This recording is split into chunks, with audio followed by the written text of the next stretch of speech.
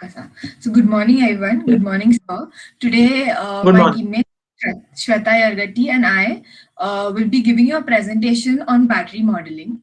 So our outline of the presentation comprises of the purpose of battery modeling, battery equivalent circuit, modeling battery capacity, and simulating a battery at a set power.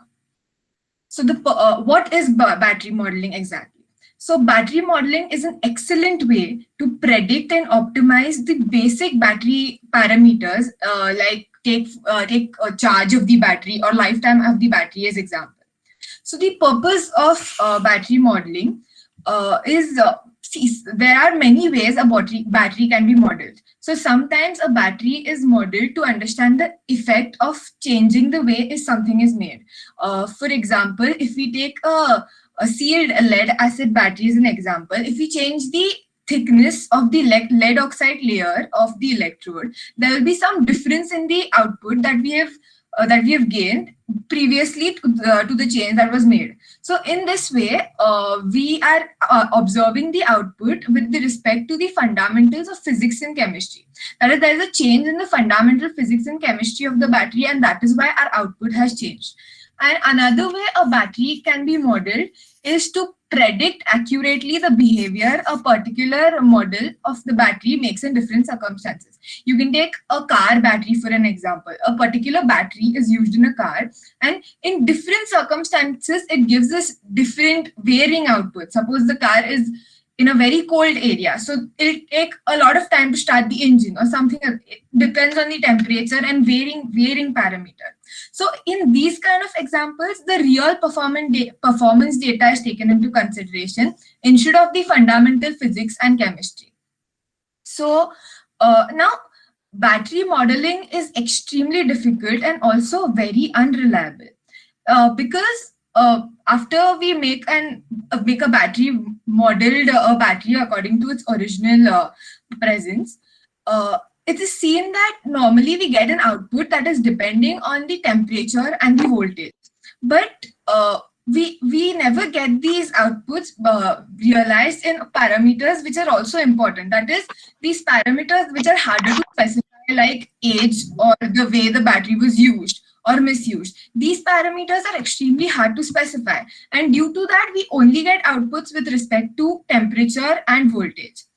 So to get a battery remodeled or modeling to happen, the first step is to construct an equivalent circuit. Now, as you can see on your screen, this equivalent circuit is a very simple equivalent circuit.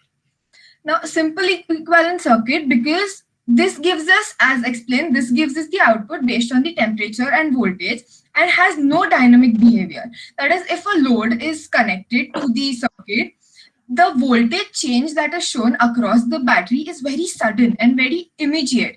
And that is not true because in real life, the voltage change happens precisely and after a certain amount of time. It happens very slowly and it is not immediate. And that is why we do not like to consider this simple equivalent battery because we have no dynamic behavior of the battery at all. So Correct. here is another design of a, sorry, sir. I said correct. Proceed. Here is another design of a refined equivalent battery, and this shows somewhat refined equivalent qualities because dynamic effects are taken into consideration as well. Now, as you can see, the values E, that is the battery voltage, and R, internal resistance, in the simple equivalent battery is always taken as constant because we have no dynamic behavior. But here we come to a realization that E and the values of E and R are not constant. So the purpose of why a battery equivalent circuit is supposed to be made is to predict the performance of EVs and their parameters like acceleration, the speed with which the EVs will travel, and so on. So, as you know in real life that speed changes very slowly. When we apply accelerator, we don't get the instant power, but it goes through a process. So that is what can be seen or approximately can be seen using this refined equivalent circuit. So the battery voltage, that is E, that is shown in the circuit, changes with the state of battery. And if we take an open lead circuit for an open lead acid battery for an example, it is approximately proportional to the state of charge of battery. Now, as you can see, we want to calculate the voltage of the battery, and there are different formulas for different types of batteries. So here the formula for sealed lead acid battery is given as follows: N into the specified term. Here DOD is a battery variable, that is depth of discharge, which is introduced. And to understand DOD, basically, depth of discharge. The first thing that comes in my mind is a well. So basically, when the well is empty of water, you're using the water somewhere else. So if DOD, that is depth of discharge, is 0, our battery is fully charged because the charge that was there in the DOD is now in our battery. Again, if DOD, the depth of discharge, is considered as 1, if our battery is empty, because the total charge of the battery is in our depth of discharge. So that is the battery variable that is considered in our formulas. And here N is the number of cells in the battery. In sealed lead acid battery as well as nickel based batteries, N is a very important parameter because the number of cells acid battery gives us the total amount of battery voltage that we require. Now, the sealed lead acid battery formula gives us approximate values of battery voltage.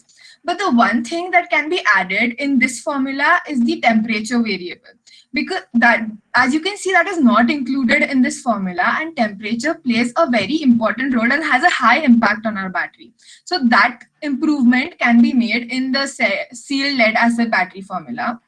Now, nickel cadmium based batteries, they require a larger simulation. So the simple formula of lead acid battery cannot be used here.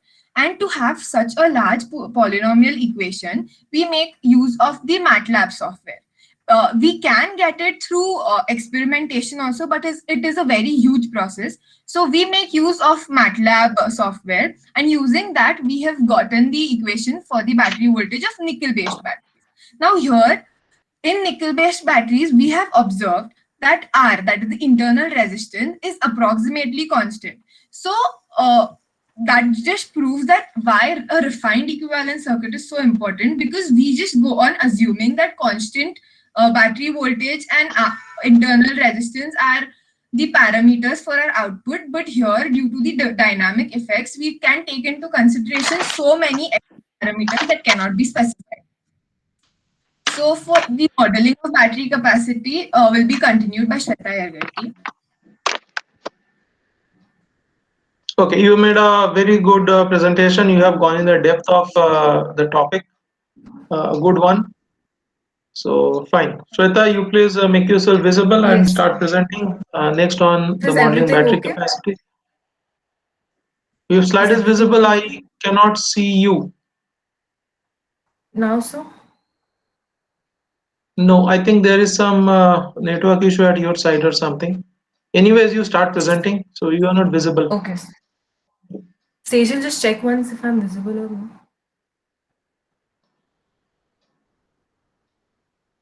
Oh, yes, you are. You are visible now somewhat, but with slide it's not. Never mind, you just upload your slide and you start presenting.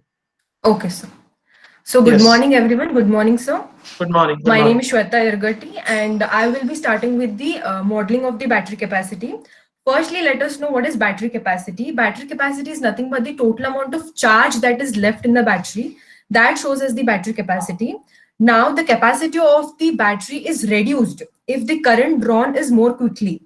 Like, for example, drawing 1 ampere for 10 hours does not take the same charge from a battery as running it at 10 amperes for 1 hour. Okay, and this phenomenon is very important for the electric vehicles, because the application in the electric vehicles, we draw large amount of currents. There is no low currents, we draw huge amount of currents. Okay, to explain this battery capacity modeling, we make use of a Peukert's model. Okay, Peukert's model is used to determine the battery behavior. While not very accurate for the low currents, it is good for the applications of high currents. Now, first let us go through the equation of the Peukert's capacity, that is Cp is equals to I raised to k into T. Here Cp is nothing but the Peucard capacity and K is called as the, just one second, I'll just charge more.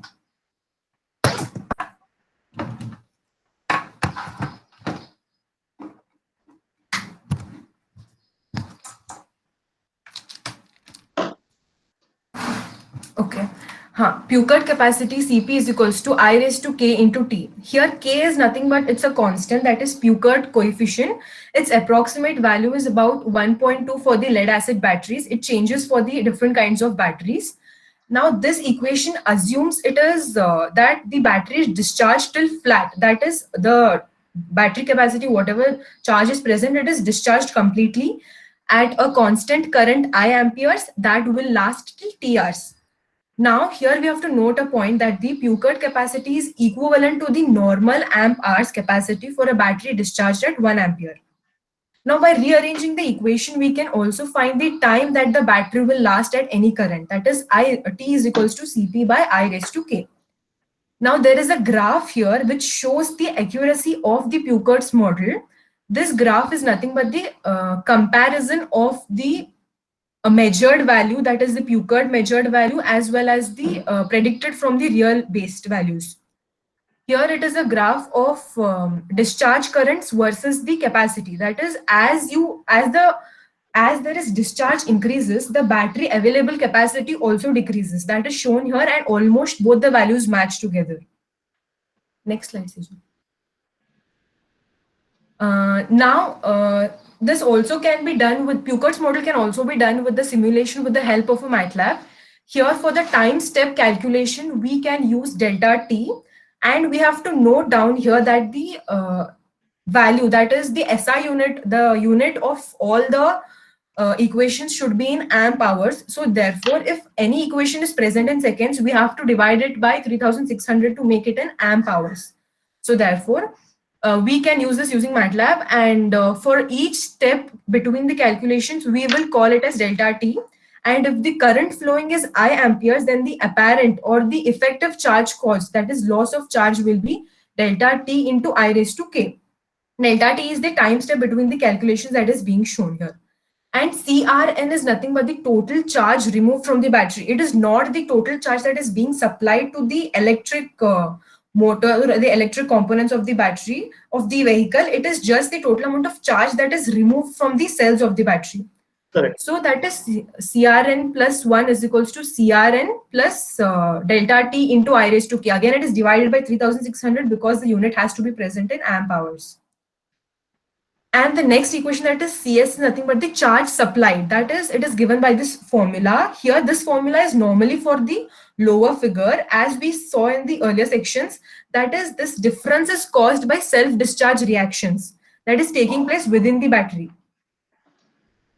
And the last equation, that is depth of discharge. Depth of discharge is nothing but it is the ratio of the charge removed to the original capacity. So at the nth step of the step-by-step simulation, we get DOD as CRN by CP. CP is nothing but, again, it is the Peucard capacity, and CRN is the total charge removed from the battery. Next slide. Very good. Now simulating,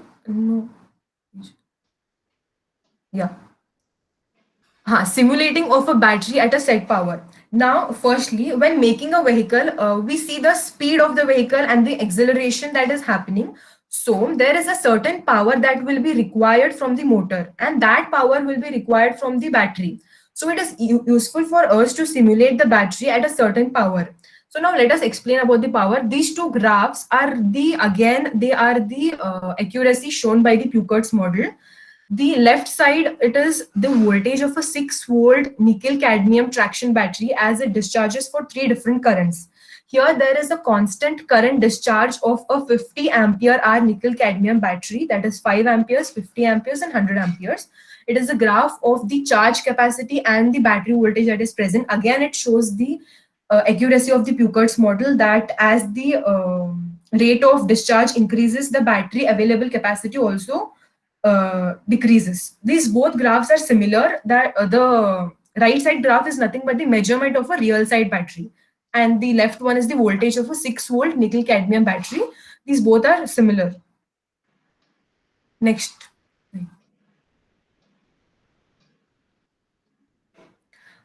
The equations now. Firstly, we know the basic equation of the power that says P is equals to V into I. As explained by Sejal before, the normal equivalent circuit where we get the value of V as E minus IR. So that is being substituted here. So we get the equation P is equals to V into I, that is nothing but E into I minus RI square. So that equation, again, if we want to find the value of a current I, it is in the form of a quadratic equation. This equation is observed and it can be used easily for the MATLAB simulations. And the graph which is shown on the right side is a graph of voltage against time. And this is the constant power discharge of a lead acid battery. As we can see, as time increases, there is a constant power discharge being observed here. Next one.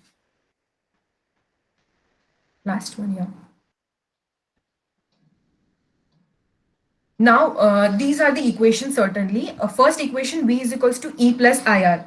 Firstly, when we come to simulate the battery being used in a vehicle, the issue of regenerative braking comes into picture now. Correct. Here, there is a certain power that is being dissipated into the battery. So we have to take that into consideration, and therefore the equivalent circuit as explained before, the equation changes to V is equals to E plus IR. And certainly we have to substitute that into P is equals to V into I, and the equation changes here as plus EI plus RI square.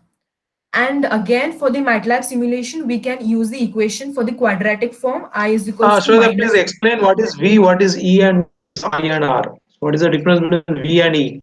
Which one is supply and which one is battery voltage? Sir, battery voltage is E. E is the battery voltage that is present, that is the cell battery voltage. Okay. And R is the And what is E? constant resistance that is being present. So E only is the constant voltage across the cells of a battery. And what is V? V is the overall voltage of the battery, terminal voltage. I doubt this. Because whenever you're talking about a battery, there is a full stack. Okay, so it's not a single battery. So there are many small batteries, they are connected in series or sometime in series parallel combination to generate the whole voltage. So there is V and E. One is the fine. You just proceed whenever you're uploading this. Just find out what is V and what is E. And Yes. whenever such equations are there, you have to mention what are the parameters in the same slide. At least Okay. for the first. So if this kind of derivation is going for 2-3 slides, in the first slide you should mention all the parameters with their names. So just mention what is V, what is E, what is Okay, sir. yeah, potential difference for what. So V and E both are voltages. Yes, sir. What is the difference between V and E that you have to explain clearly? Yes, Fine, sir, you I'll proceed. mention it. Yes, sir. Proceed. And this, the third equation, that is I is equals to minus E plus root of E square plus 4RP by 2R. That is again the quadratic form of the equation used for the MATLAB simulation. And when running the simulation, we also must remember that power P is positive, and the equation, this equation gives the current into the battery. That is because of the regenerative braking process. So when incorporating regenerative braking into the battery simulations, care must be taken that we must use the right equation, and the Peucard capacity equation should also be modified with the above equations that is shown in the fourth equation. Yes. Thank you, sir. Correct. So I think it's a very good presentation you have done. You have gone towards the depth of mathematics as well as to understanding the battery fundamentals, and you have explained it. So a very good presentation. Though we could not see you, yes, now you are a little bit visible. So there are a lot of mistakes related to again the same thing, formatting. So please take care of the formatting Yes. errors, formatting, justification, bullets, and all the little bit beautification can be done. And in the last slide, you have to add Yes. all the details of VI Yes. and all the parameters. Thank you. So that's a good Yes. presentation, Sejal and Shweta both. So thank you. You can now stop presenting so that next group, Ritesh and Rohan, you can take charge and you can present your work. Thank you, sir. Yes, welcome. Ritesh and Rohan. Yes, sir. Yeah.